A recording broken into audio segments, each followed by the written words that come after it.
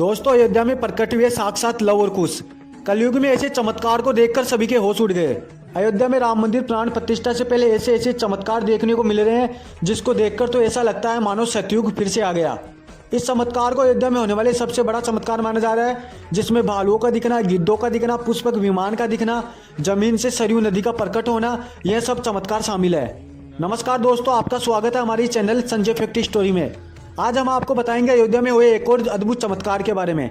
तो चलिए वीडियो को शुरू करते हैं। दोस्तों, राम मंदिर प्राण प्रतिष्ठा की तैयारियां जोरों से की जा रही है। रामलला प्राण प्रतिष्ठा में देश के बड़े बड़े नेता, बड़े व्यापारी और बड़े सेलिब्रिटी भी शामिल होंगे। लेकिन इससे पहले खबर यह निकल कर आ रही है कि भारत के 4 सबसे बड़े संतों ने राम मंदिर उद्घाटन में आने से मना कर दिया।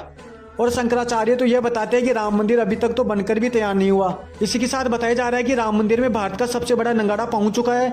बड़ोदरा से 108 मीटर लंबी अगरबत्ती पहुंच चुकी है, जिसका वजन 3500 किलोग्राम है।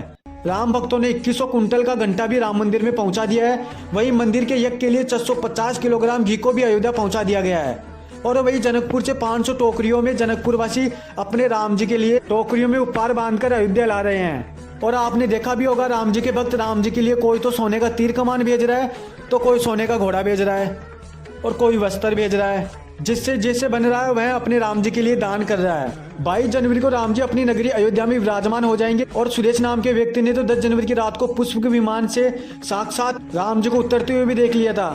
तो इसका मतलब है कि राम जी 10 जनवरी को ही अयोध्या विराजमान हो गए थे। तो इस अवसर पर उनके दोनों बेटे लव और कुश कैसे पीछे रह सकते थे। जब श्री राम जी ने समाधि ली थी, तब उनके दोनों बेटे लव और कुश को श्री राम जी ने अयोध्या का सारा कारोबार संभाला दिया था। और पुराणों के अनुसार बताया जा रहा है कि रावण का वध उनके छोटे भाई विभीषण ने ही करवाया था। राम जी ने रावण का वध करने के लिए जब लंका पर विजय प्राप्त की थी, तब पुष्पक विमान पर बैठकर राम जी के साथ विभीषण भी आए थे और कई दिनों तक अयोध्या में रुके रहे। उसके बाद उन्होंने लंका का कारोबार संभाला और वहां के राजा बन गए, क्योंकि प्रभु श्री राम जी की भक्ति उनके लिए वरदान साबित हुई।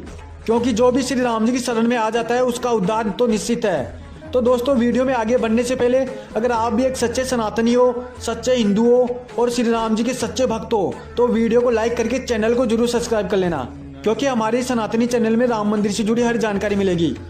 दोस्तों, आपको बता दें कि 12 जनवरी की शाम जब सूरज ढल रहा था और सारे मजदूर अपने घर लौट रहे थे, तब एक मजदूर किसी काम से वहीं पर ही रुक गया। जब पूरी तरीके से सूरज ढल चुका था और रात होने वाली थी, तब मजदूर अपने घर लौटने लगा। उसको अयोध्या के पास 2 अनजान आदमी दिखाई दिए, जिनके मुख पर एक विशेष प्रकार का तेज था, जिनका शरीर सोने की भांति चमक रहा था। इन दोनों व्यक्तियों ने सोने के आभूषण पहन रखे थे। मजदूर इससे पहले कि कुछ समझ पाता, थोड़ी दूर आगे चलने के बाद दोनों ही व्यक्ति अदृश्य हो गए। उस मजदूर ने उनको चारों तरफ देखा, पर वहां पर कोई दिखाई नहीं दिया।